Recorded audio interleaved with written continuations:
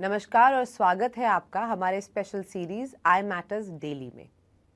क्या आप जानते हैं कि काला मोतियाबिंद एक ऐसी बीमारी है जो इरिवर्सिबल ब्लाइंडनेस का बहुत बड़ा रीज़न है। हमारे देश में ये करोड़ों लोगों को अफेक्ट करता है। सबसे बड़ी चिंता की बात तो ये है कि ज़्यादातर लोगों को तब तक पता नहीं चलता जब तक उनका विजन काफ़ी हद तक ख़राब ना हो जाए।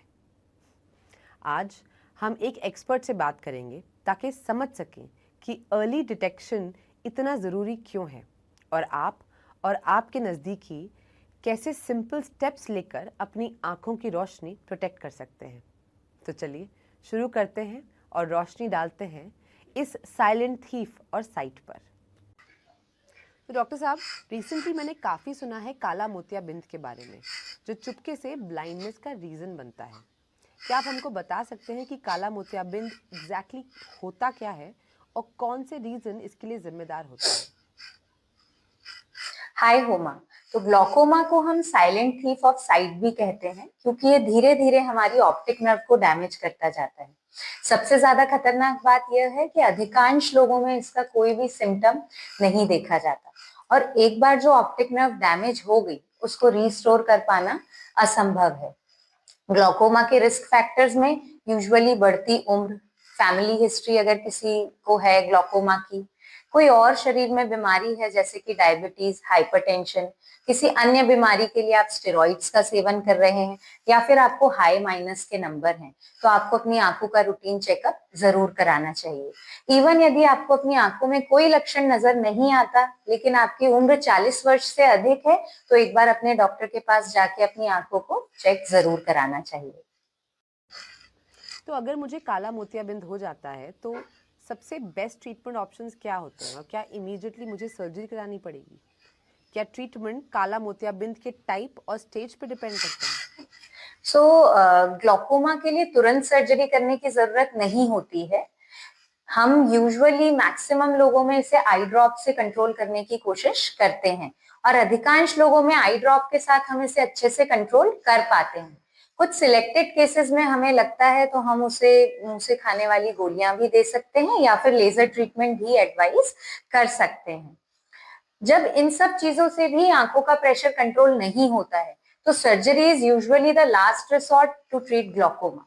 ग्लॉकोमा का ट्रीटमेंट क्या रहेगा ये डिपेंड करता है कि आपको किस प्रकार का ग्लॉकोमा है। एंगल ओपन एंगल ग्लॉकोमा है या एंगल क्लोजर ग्लॉकोमा है।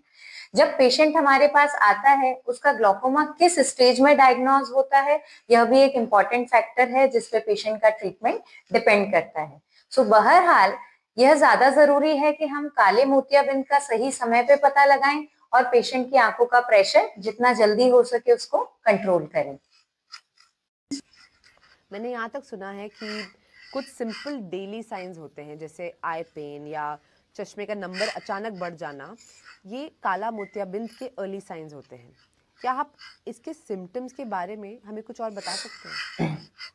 ठीक, तो ये आपने बहुत अच्छा सवाल पूछा है क्योंकि ग्लॉकोमा एक जटिल समस्या है और जैसा कि मैंने बताया अधिकांश लोगों में कोई लक्षण नहीं होता है, लेकिन एंगल क्लोजर ग्लॉकोमा में अक्सर पेशेंट को लगता है कि उसे अपने एग्जिस्टिंग ग्लासेस से कम दिखाई दे रहा है या बार बार चश्मा बदलने की जरूरत पड़ती है। इसके अलावा एंगल क्लोजर ग्लॉकोमा में यूजुअली अटैक्स आते हैं जिसमें अचानक से पेशेंट को आंखों में बहुत तेज दर्द होने लगता है, सिर में दर्द होने लगता है, रोशनी के आसपास रंग बिरंगे गोले दिखाई देने लगते हैं, उल्टी होती है कई लोगों में। तो ये सारे लक्षण एंगल क्लोजर ग्लॉकोमा में देखे जाते हैं। हालांकि चश्मे का नंबर बार बार बदलना स्पेसिफिकली ग्लॉकोमा का सिम्टम नहीं है, लेकिन ये जरूर एक इंडिकेशन देता है कि आपकी आंखों में कुछ ना कुछ बीमारी या कुछ ना कुछ परेशानी जरूर है। तो यदि आपकी आंखों के चश्मे के नंबर बार बार बदल रहे हैं तो एक रूटीन चेकअप अपनी आंखों का जरूर करा लेना चाहिए। एक और कंसर्न है कि अगर जैसे डायबिटीज़ हो किसी को या हाइपरटेंशन जैसी कोई कोमॉर्बिडिटीज़ हो, तो क्या ये काला मोतियाबिंद को और ख़राब कर सकता है? और ऐसे केसेस में हमें क्या क्या प्रिकॉशंस लेने चाहिए? जी हाँ, ये बिल्कुल ठीक बात है कि यदि आपको डायबिटीज या हाइपरटेंशन की बीमारी है तो यह आपके काले मोतियाबिंद को ज्यादा बढ़ावा दे सकती है। साथ के साथ इन बीमारियों की वजह से आपके काले मोतियाबिंद को हमें नियंत्रित करने में परेशानी हो सकती है, क्योंकि ये दोनों ही बीमारियां आपकी ऑप्टिक नर्व की ब्लड सप्लाई पर असर डालती हैं।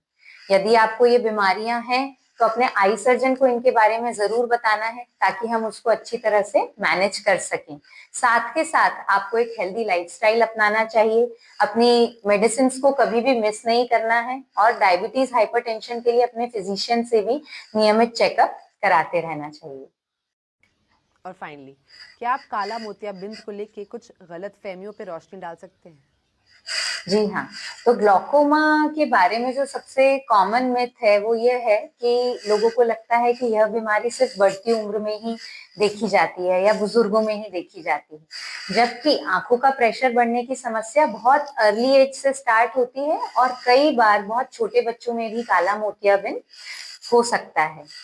दूसरा सबसे कॉमन मिथ है कि लोगों को लगता है अगर उनकी आंखों में कोई परेशानी नहीं है, कोई दिक्कत नहीं है, तो उनकी आंखें पूरी तरह से स्वस्थ हैं। ऐसा नहीं है, क्योंकि मैंने बताया काले मोतियाबिंद के अधिकांश मरीजों में आपको कोई भी लक्षण देखने को नहीं मिलता है।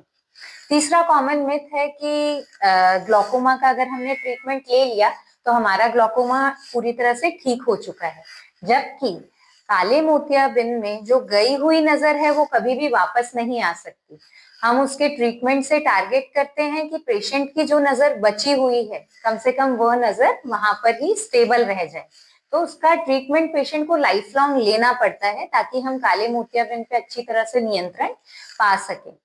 तो मोटे तौर पे हम सभी को ये ध्यान रखना चाहिए कि रूटीन आई चेकअप को कभी भी अंडर एस्टिमेट नहीं करना चाहिए। बेशक आपको आंखों में कोई तकलीफ ना हो, लेकिन फिर भी कम से कम साल में एक बार अपनी आंखों का रूटीन चेकअप अपने डॉक्टर से जरूर कराना चाहिए। धन्यवाद। हम उम्मीद करते हैं कि ये कॉन्वर्सेशन आपको काला मोतियाबिंद को थोड़े और अच्छे से समझने में हेल्प करेगी, और ये भी बताएगी कि रेगुलर आई चेकअप्स क्यों इंपॉर्टेंट होते हैं।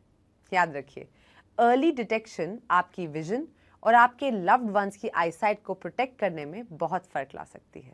इस एपिसोड को अपने फ्रेंड्स और फैमिली के साथ शेयर कीजिए, ताकि हम काला मोतियाबिंद की अवेयरनेस को दूर तक पहुंचा सके। अगली बार तक अपनी आंखों का ध्यान रखिए और हेल्दी रहिए।